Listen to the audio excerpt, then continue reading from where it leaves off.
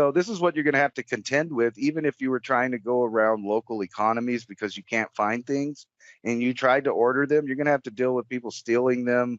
You're going to have to deal with the driver themselves, maybe not even coming. It seems to me that the only answer that someone is faced with, if they want to continue on into the next phase of things, is have a way to grow their own food, obviously. But not just that, they have to produce all of their own products and solve all of their own problems.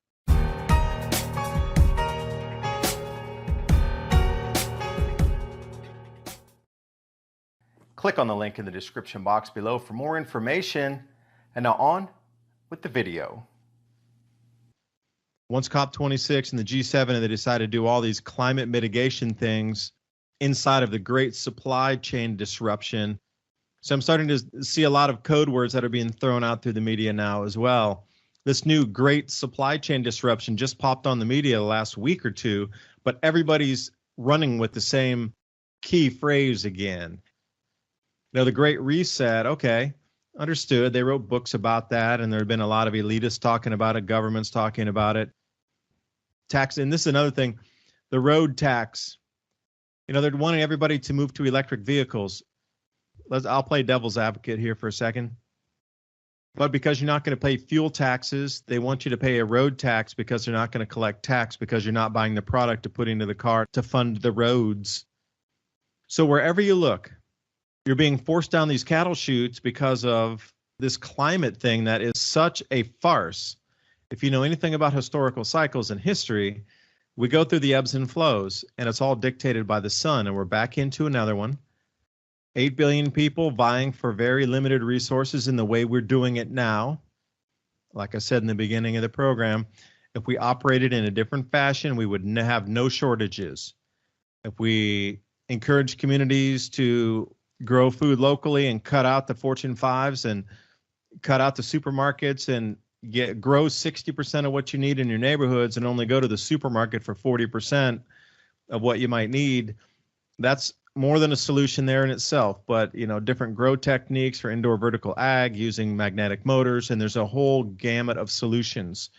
If we swung the pendulum that way, there would never be a food shortage.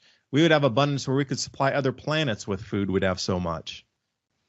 But the way we're doing it currently, the top-down approach that was put in for all these control systems for the last 200 years is that's the thing that's collapsing. Not our ability to have abundance on this planet. This thing that is being given to you as a false, reality of shortages is exactly that, a false reality. The amount of solutions that were out there, not given to us over the last 100 years for power, transportation, nutrition, medicine, etc., and the restrictions of these countries that are importing food should be the key that lights it all off to let you know that it is about the food. And once COP26 comes in, they're going to use the cover story of CO2 to put more lockdowns on, and it's all going to be about the food still. So you can kind of see where the breadcrumbs are leading. There's a lot of documents out there after these climate accord meetings. You can read through and easily pick out the phrases and paragraphs that they're pointing to. Food shortage is inbound. We need to control the citizens. You need to disguise it, which is the reason I brought on a long-winded thing here, is that quantitative brainwashing. That thing is all about disguising and creating euphemisms for the misdeeds. There'll probably be 6 corporations controlling the entire planet at the end. That's where we're going.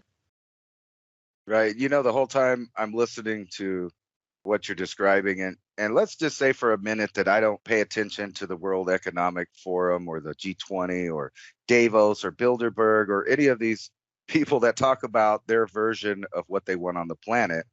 And I just heard you talking about, the countries that import the most food have the most draconian laws set in place. Now, if I was just, hearing all of this for the first time, I would have to immediately think of feudalism, which I know a lot of these elites talk about. And that would be exactly what they're doing. And, you can go back to Rome all the way to Henry Kissinger talking about using food for a weapon. So what we're really talking about when we're talking about reducing food is reducing people. So if you just picture it in your mind, you have an island that's cut off, or a small country that's economically cut off, if you want it to be, and they need food to survive. One option, obviously, in the near future would be to reduce the amount of people so that you're not shipping in as much food. And that seems to be what the whole plan here is. The Great Reset is the reset on population and food distribution, and the reset on governmental controls back to a more feudalistic system. You have these elites, they're buying up stuff. They love the beautiful land, but what they don't want is a bunch of poor people on there with property rights. And, say I was King Godwin and I really love the planet a lot. I wouldn't want a bunch of commoners, messing it up.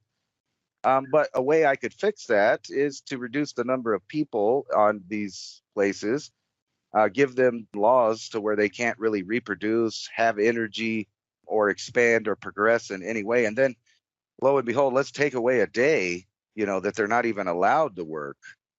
And then constantly blame them for a production of a gas that feeds the human population, which would be CO2. Obviously, that's plant food. Even countries like us with a lot of inherited wealth, we just had a hurricane that ripped through the U.S. There's power out everywhere. There's devastation, flooding, people losing their homes. A lot of these people don't have insurance. And when you tie all of these things that are simultaneously happening and then, compare them to the laws, regulations, and ideas coming from world government, you can clearly see that they're designing a future where there are less humans, and the ability to be self-sufficient in a family environment is just not going to be possible with the way they're setting it up. And I know a lot of times you were talking about here in the near future, we would see rationing. And isn't exactly that rationing? If you're taking a day of commerce away from people, a day to do more business or order more things, one more business day, you're taking that away. And then also, because of whatever, lockdown procedures you have, you're also limiting the amount of imports. Then there's a problem. You can clearly see, if you were looking at it from a military standpoint, that that's what you would need to do to starve out a population. The new way of governance now, it seems to be, is to just negotiate rules, regulations in order to sanction a country, starve them out in commerce, in inherited wealth by closing down all the businesses. And then when people go broke, they repossess their property, which puts it in the hands of the elite, who are the same people coming up with the rules that make it hard to live. But think about that. If it comes into the Sunday law and they're restricting a day of commerce, do you think that it would come down to where the social media companies might say, well, on Sunday, nobody can upload videos because you have viewers, or they'll turn off the internet on Sundays where nobody can even watch, because if you click on that, you'll get revenue for it. So would that be a sort of a backdoor approach to be able to shut down the internet one day a week, scrub everything off of it that was deemed bad thought for the week, and then re-upload it and then start it fresh on Mondays again? These types of things are so not even outside the scope of possibility any longer. The way the world's twisted in the last year and a half, it seems that if you even put 200 years of bizarre changes in, you couldn't have squeezed it into this 1.5 years here of possible, I should say, of remote possibilities. Every remote possibility is forefront now. How far do you think this is really going to go in terms of control? Because that's what needs to happen, is all commerce needs to stop, to bankrupt everybody, to stop the wealth transfer to the next generation. We're still stuck in the current rules. Globalists are not. The way that the system was set up, you default on your mortgage, you lose your house.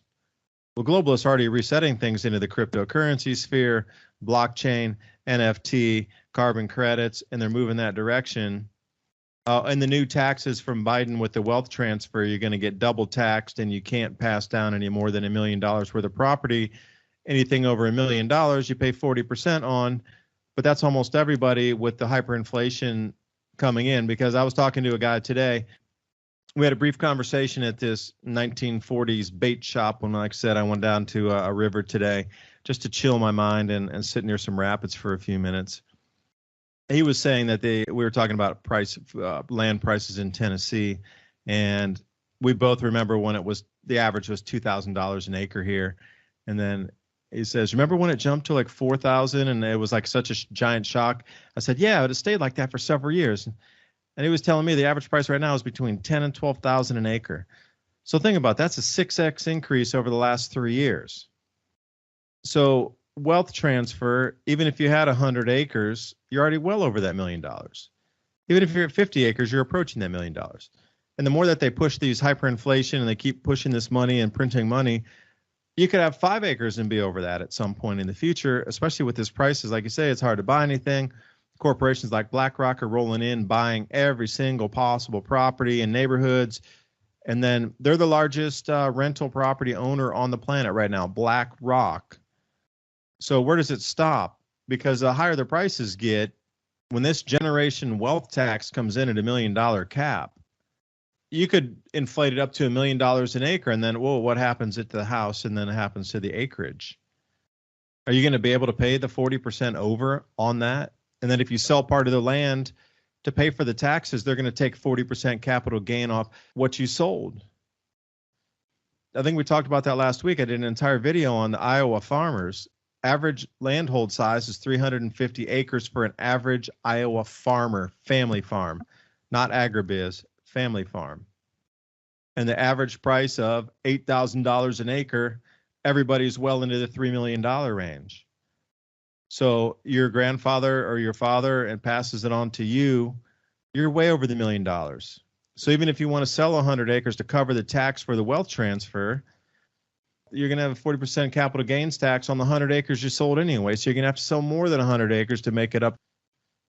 This is strictly a wealth transfer right now, stripping wealth on the old rules in the old world, in the old paradigm, even though finance and the global elite have moved into the new world already, like I say, with the cryptocurrency and carbon credits. But you still got to play by the old rules while your wealth is stripped. And this is what irks me a little bit. But when I see an article that says DHL and FedEx are going to be having problems with their supply chain, and then on the very next article, I'm looking at Yahoo Finance, and Amazon's answer to delivery driver shortage is to recruit pot smokers to deliver. It's funny that it seems like a billion-dollar company would go to what is on its face maybe a bad idea. At the same time, it's kind of anecdotally funny that they don't care that you get your products. Let's hire a bunch of potheads, and then at the same time have all the delivery companies claim that they can't get you the products guaranteed on time or even at all. And then you see the wave of people stealing the products. So this is what you're going to have to contend with, even if you were trying to go around local economies because you can't find things and you tried to order them. You're going to have to deal with people stealing them. You're going to have to deal with the driver themselves, maybe not even coming. It seems to me that the only answer that someone is faced with, if they want to continue on into the next phase of things, is have a way to grow their own food, obviously. But not just that, they have to produce all of their own products and solve all of their own problems. So we're kind of going into a renaissance that may force people to, outthink the global net that's around everything, because there are ways to go around it. And it's obvious that all of this is pointing us in a direction of feudalism, a pyramid scheme that's just going directly to the top. And at what point do we, at the levels below the elite is sitting on gold thrones, use our resonant frequency in harmony together to change the literal fabric in front of us, and those dark entities are cast back to darkness for how many eternities? See, they're so afraid of human us. I don't care where you're from, what strata you are, what it doesn't matter. It has nothing to do with that. They are terrified of all humans coming together. And if you haven't noticed that, everything is about division at this point. And, another maybe inverse that I'm finding is the more that the sun is stepping down and changing its electromagnetic frequency, which can be measured through ultraviolet radiation, different frequencies coming off of, there's a huge band of light wave frequencies that you can see the sun that it changes. They're called angstroms, and you can get into different angstrom wavelength measurements and see the different colors of the sun. And you got blue, yellow, red, purple, magnetic looping fields. You can see those without the colors. The more that we can see the power output of the sun declining, there's a direct relationship on what the elite are pushing into divide humanity, because the further the sun steps down in its activity state, it awakens our, I don't know what part of the mind it is that's awakened, but something is turned on in the human thought process. Is that considered awakening?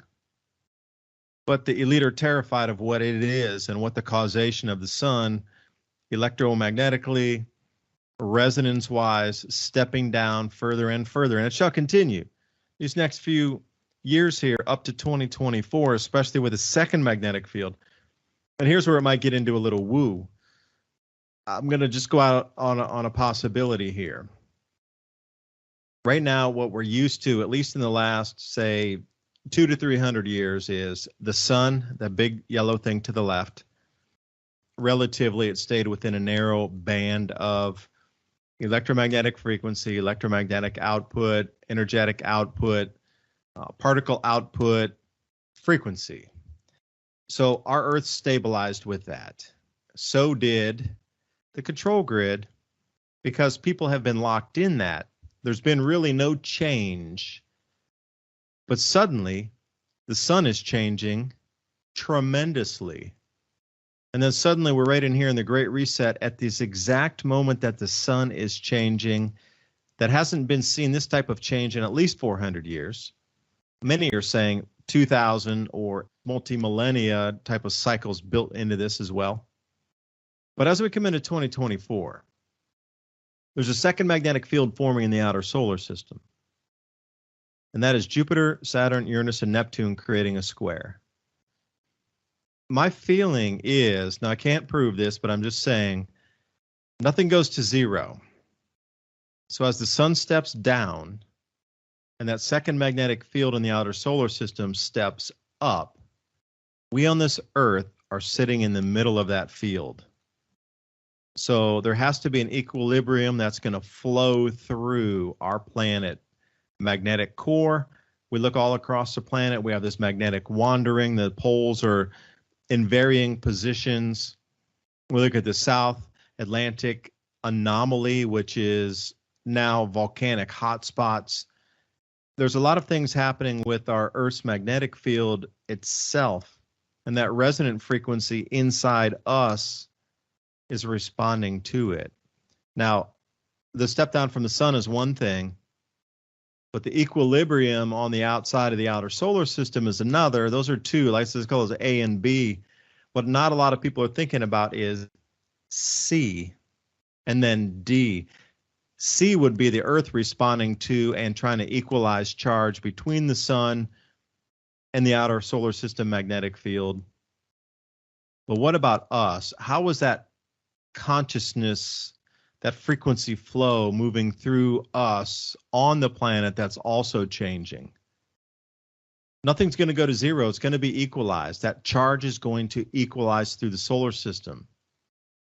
Then what? See, this is the thing that the elite are terrified. Is this equalization in charge, or whatever flow of current is going to come through our consciousness?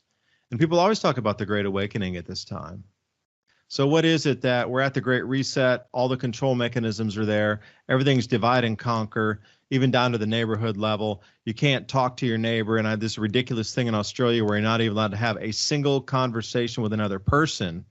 That level of dividing one by one, that's how much they're terrified of frequency fields matching and some type of, I don't know, awakening or what it is manifesting at this time. So once you start to put all these other pieces together, the food losses and the Great Awakening in terms of human consciousness and electromagnetic fields equalizing across, our Earth is the center point. Well, Earth and Mars, basically, those two planets are the ones that you should be like, they're almost like two eyes, like two owl eyes looking out between two magnetic fields. That's, I think, also another pivot point that's not being researched or talked about so much. Because like you say, the occultists, they're so deep into this. You know, Saturn, their god up there. They're into the dates and the numerology. Well, that's all vibration and frequency. They're into the horns and the organs. these pipe organs from the early days, 1600s, compressed water pushing through vibration sound in temples and cathedrals. They're all into that same exact idea of thought creates, resonance creates, vibration and frequency is reality. Bend it, shift it, you can mold it the way you want it.